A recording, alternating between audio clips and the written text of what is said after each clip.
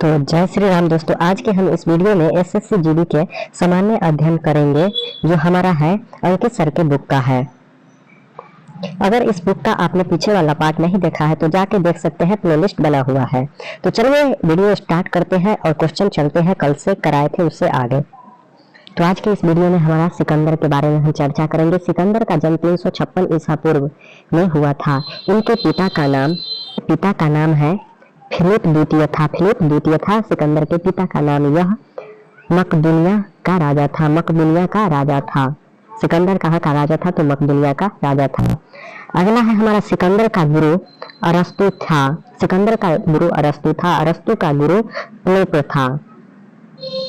प्लेटो का गुरु सुकरात था। अगला क्वेश्चन है, सिकंदर ने भारत पर 326 ईसा पूर्व में आक्रमण किया था। इसका सेनापति सेल्यूकस निकेटस था। सिकंदर का युद्ध पंजाब के राजा पोरस के साथ हुआ था। सिकंदर का युद्ध पंजाब के राजा पोरस के साथ हुआ था। यह युद्ध झेलम नदी के किनारे हुआ था पर लड़ा गया था। इस युद्ध को इतिहास में हाइडेस्पिज तथा झेलम विस्तृता के युद्ध भी कहते हैं। झेलम या विस्तृता का युद्ध भी कहते हैं। सिकंदर की सेना ने व्यास नदी को पार करने से मना कर दिया।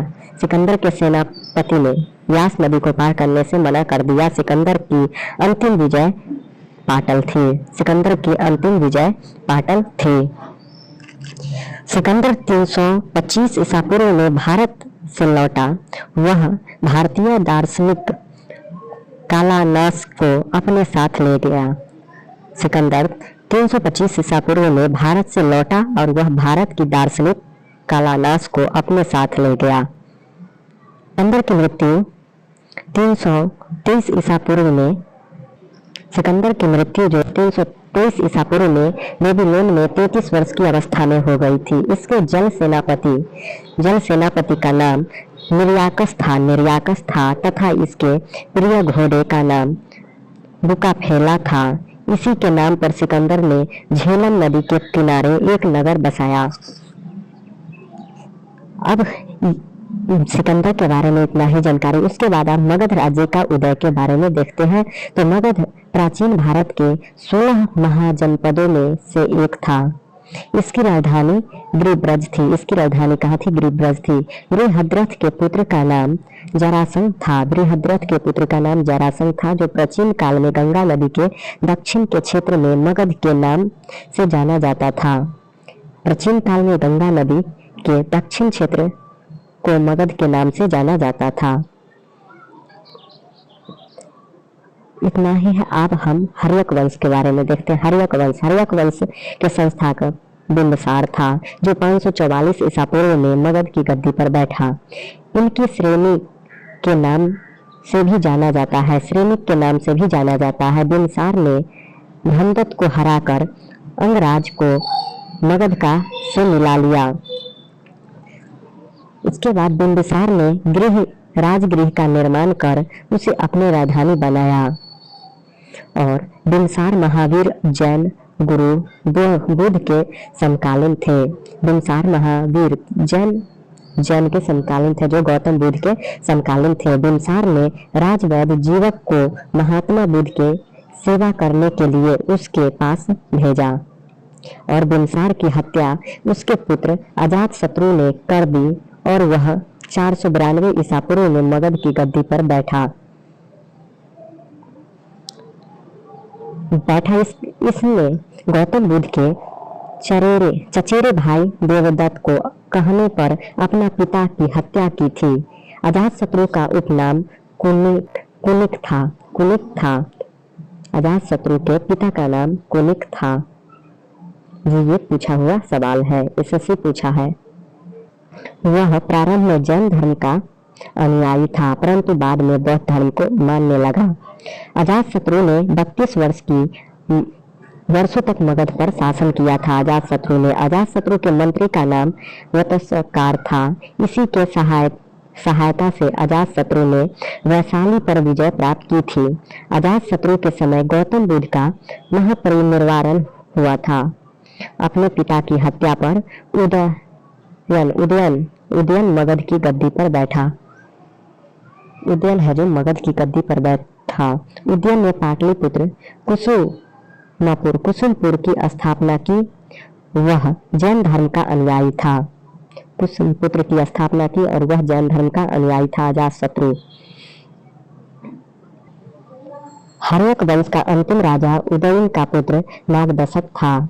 नागदशक को उनके मंत्री शिशुनाग ने गद्दी से हटाकर 412 ईसा पूर्व में शिशुनाग वंश की स्थापना की थी। शिशुनाग ने अपनी राजधानी पाटलिपुत्र से बदलकर वैशाली में स्थापित की। शिशुनाग ने अवंती राज्य को मगध से मिलाया था। अवंती राज्य को मगध से मिला लिया था। उसके बाद पाटलिपुत्र में स्थानांतरित होने से पहले राजगृह कई वर्षों तक मगध की राजधानी थी। राजगृह कई वर्षों तक मगध की राजधानी थी। शिशुनाग की उत्तराधिकारी कालाशोक था। वह पुनः अपनी राजधानी पाटलिपुत्र ले गया। नंद वंश का संस्थापक महापद्मानंद थे। नंद वंश के संस्थापक महापद्मानंद थे, जिन्होंने नंद वंश का अंतिम राजा घनानंद था और नंद वंश का सर्वाधिक धनी राज्य एवं विशाल सेना के लिए प्रसिद्ध था। घनानंद सिकंदर के समकालीन था। इसको चंद्रगुप्त मौर्य ने युद्ध में पराजित करके मगध पर मौर्य वंश की स्थापना की थी। अब यहाँ से मौर्य साम्राज्य हमारा स्टार्ट होता है। मौर्य वंश के संस्थापक चंद्रगुप्त मौर्य की वंश की स्थापना चंद्रगुप्त मौर्य ने की थी। चंद्रगुप्त मौर्य को सैंडोकोटस भी कहा जाता है। सैंडोकोटस भी कहा जाता है। ये एसएससी की परीक्षा में पूछा है। चंद्रगुप्त मौर्य का प्रधानमंत्री चाणक्य था। इसी की सहायता से इसने घनानंद को हराया था। चाणक्य ने अर्थशास्त्र नामक पुस्तक लिखी। इस पुस्तक का संबंध हमारा प्राचीन भारतीय राजनीतिक से है। चंद्रगुप्त मौर्य 322 ईसा पूर्व में मगध की राजगद्दी पर बैठा। चंद्रगुप्त मौर्य धर्म का अनुयायी था। चंद्रगुप्त मौर्य थे जो जैन धर्म के अनुयायी थे। इनका धार्मिक गुरु भद्रवहु थे चंद्रगुप्त मौर्य के। उसके बाद चंद्रगुप्त मौर्य ने 305 ईसा पूर्व में सेल्यूकस निकेटर को हराया और सेल्यूकस निकेटर को हराने के बाद सेल्यूकस निकेटर ने अपनी पुत्री कानेलिया की शादी चंद्रगुप्त मौर्य के साथ कर दी। कानेलिया का दूसरा नाम हेलेना था। मेगास्थनीज को, जो सेल्यूकस निकेटर का राजदूत था, वह चंद्रगुप्त मौर्य के दरबार में रहता था। मेगास्थनीज ने इंडिका नामक पुस्तक लिखी थी जो ये बहुत फेमस क्वेश्चन है। मेगास्थनीज के अनुसार चंद्रगुप्त के रक्षक शाही जुलूसों के दौरान सोने और चांदी से सजाए गए हाथियों की सवारी करते थे। चंद्रगुप्त मौर्य के बारे में जानकारी रुद्रदामन के जूनागढ़ अभिलेख से मिलता है। यह अभिलेख ब्राह्मी लिपि में है। चंद्रगुप्त मौर्य और सेल्यूकस निकेटर के बीच हुए युद्ध का वर्णन एपियान्स ने अपनी पुस्तक में किया है। चंद्रगुप्त मौर्य ने सेल्यूकस निकेटर को 500 हाथी उपहार दिए थे। चंद्रगुप्त मौर्य की मृत्यु 298 ईसा पूर्व में सरवनबेलगोला कर्नाटक में हुई थी। मेगास्थनीज के अनुसार पाटलिपुत्र में कुल 64 द्वार थे। उसके बाद हमारा यहाँ आ जाता है बिंदुसार मौर्य का उत्तराधिकारी था। बिंदुसार था जो 298 ईसा में पूर्व में मगध की गद्दी पर बैठा था। बिंदुसार को अमित्रघात भी कहते हैं। अमित्रघात का अर्थ होता है शत्रु विनाशक होता है। अमित्रघात का अर्थ शत्रु विनाशक। बिंदुसार आजीवक संप्रदाय का अनुयायी था। बिंदुसार के दरबार में डायमेकस नामक राजदूत को सीरियन राजा एटियोकस प्रथम ने भेजा था। बौद्ध विद्वान तारानाथ ने बिंदुसार को 16 राज्यों का विजेता बताया था। इन ग्रंथों में बिंदुसार को सिंहसेन कहा गया है। चूंकि मौर्य साम्राज्य इतना बड़ा था, इसीलिए अलग अलग हिस्सों पर अलग अलग शासन किया जाता था। पाटलिपुत्र के आसपास के इलाकों पर सम्राट का सीधा नियंत्रण था। हमारा अशोक आ जाता है। अशोक का उत्तराधिकारी अशोक महान हुआ, जो 269 ईसा पूर्व में मगध की गद्दी पर बैठा। अशोक ने कश्मीर में श्रीनगर बसाया। अशोक ने नेपाल में ललित पतन नगर बसाया था। ललित पतन नगर बसाया था अशोक ने। राजगद्दी पर बैठने के समय अशोक अवंती का राज्यपाल था।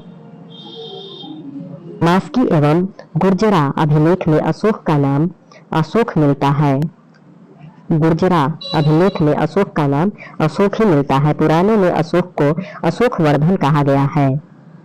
के राजगद्दी पर बैठने के 8 वर्ष बाद 261 ईसा पूर्व में कलिंग पर आक्रमण कर दिया और कलिंग की राजधानी तोसली पर अधिकार कर लिया था अशोक ने।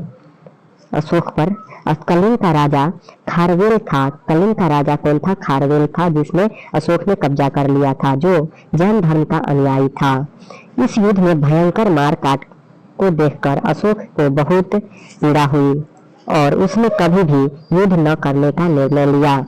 इस युद्ध के बाद अशोक ने बौद्ध धर्म को अपना लिया। पहले वह भगवान शिव की पूजा करता था। अशोक के प्रधानमंत्री का नाम राधागुप्त था। अशोक का धार्मिक गुरु उपगुप्त था। अशोक की माता का नाम सुभद्राग्रिथ्य था। वह चंपा के एक ब्राह्मण की पुत्री थी। असंधिमित्री एवं कारुवानिकी अशोक की पत्नियां थी। भारत में शिलालेख का सबसे पहले प्रचलन अशोक ने किया। अशोक द्वारा शिलालेख में ब्राह्मी, खरोष्ठी, ग्रीक एवं आर्मेनिक लिपि का प्रयोग हुआ। अशोक ने बौद्ध धर्म के प्रचार के लिए अपने पुत्र महेंद्र एवं पुत्री संघमित्रा को श्रीलंका भेजा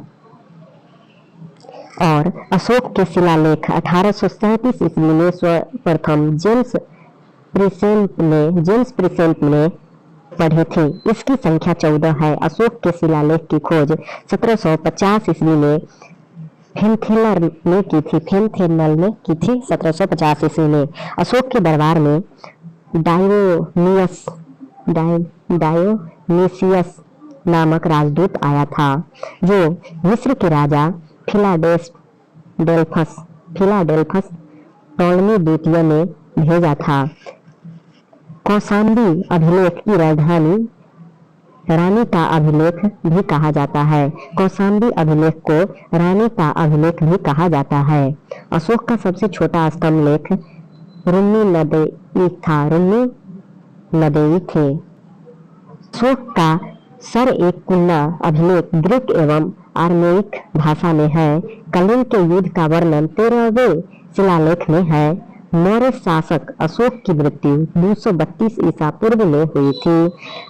अर्थशास्त्र में शीर्षक अधिकारी को तीर्थ महामात्र कहते हैं। प्रशासन की सबसे छोटी इकाई ग्राम थी, जिसका मुखिया ग्रामनी कहलाता था। समय में मौर्य साम्राज्य में प्रांतों की संख्या 5 थी। प्रांतों को चक्र कहा जाता था। मौर्योत्तर काल में दासकार वे पुरुष और महिला थे, जिनके पास जमीनें नहीं थी। अर्थशास्त्र में गुप्तचर को गूढ़ पुरुष कहा जाता था। अर्थशास्त्र में गुप्तचर को गूढ़ पुरुष कहा जाता था। सरकारी भूमि को सीता भूमि कहते थे। मौर्य शासन 137 वर्षों तक रहा। मौर्य शासन है जो 137 वर्ष तक रहा था भारत में। उसके बाद मौर्य वंश का अंतिम शासक बृहद्रथ था। मौर्य वंश का अंतिम शासक में पूछा जाता है अधिक बार मौर्य वंश का अंतिम शासक कौन था, तो भद्रबहु था। इसकी हत्या किसने? इसके सेनापति पुष्यमित्र शुग ने 185 ईसा पूर्व में कर दी। मगध पर शुग वंश की नींव पड़ी। मगध पर अब शुग वंश की नींव पड़ी थी। मौर्य साम्राज्य की मुद्रा पन्न थी। अशोक का नाम देवानाम प्रिय, देवताओं का प्रिय भी है। शुग साम्राज्य, अब यहाँ से हमारा शुग साम्राज्य स्टार्ट होता है। ये परीक्षा में एक न एक सवाल यहाँ से रहता है। पुष्यमित्र शुग ने मगध पर शुग वंश की नींव डाली। वह मौर्यों का सेनापति था। वह ब्राह्मण जाति का था। शुग शासकों ने अपनी राजधानी विदिशा में स्थापित की। इस काल में प्रथम स्मृति ग्रंथ मनुस्मृति के वर्तमान स्वरूप की रचना की गई। पुष्यमित्र शुग ने अपने राज पुरोहित पतंजलि से 2 अश्वमेध यज्ञ कराए। पुष्यमित्र शुग को कलिंग नरेश खारवेल ने पराजित किया। शुग वंश का अंतिम शासक देवभूति था। इसकी हत्या वासुदेव ने कर दी और मगध की गद्दी पर कनक वंश की नींव डाली। और कनक वंश का अंतिम राजा सुशर्मन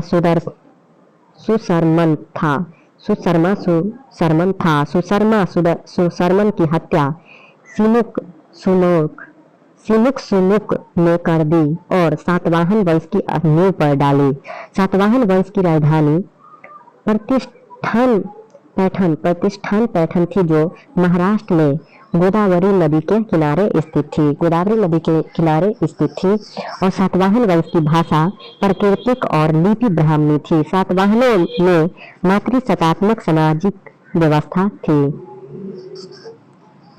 ब्राह्मणों को भूमि दान में देने की प्रथा का आरंभ सातवाहन वंश के शासकों ने किया।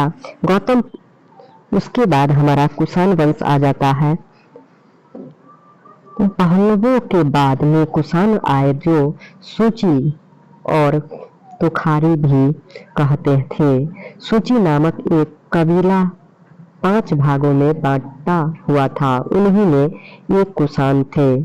कुषाण वंश की स्थापना कुजुल कडफिसेन ने की थी। इस वंश का सबसे महान राजा कनिष्क था। इसकी राजधानी पेशावर थी। कुषाणों की दूसरी राजधानी मथुरा थी। कनिष्क ने 78 ईस्वी में गद्दी पर बैठने के समय एक संवत चलाया, जो शक संवत कहलाता है। यह संवत भारत सरकार द्वारा प्रयोग में लाया जा। कनिष्क बौद्ध धर्म के महायान संप्रदाय का अनुयायी था। कुषाण शासकों ने बड़ी संख्या में स्वर्ण मुद्रा जारी की। कनिष्क ने कश्मीर विजय के बाद वहां कनिष्कपुर नगर बसाया। उसने महाराज देवपुत्र कनिष्क की उपाधि ली थी।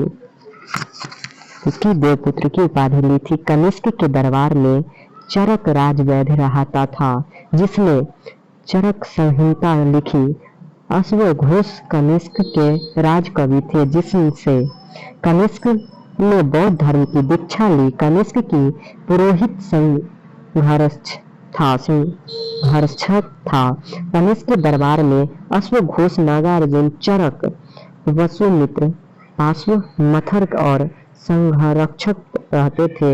अश्वघोष ने बुद्धचरित्रम नामक पुस्तक लिखी। नागार्जुन ने माध्यमिक सूत्र नामक पुस्तक लिखी थी और इस पुस्तक में सापेक्षता का सिद्धांत प्रस्तुत किया। नागार्जुन को भारत में का आइंस्टीन भी कहा जाता है।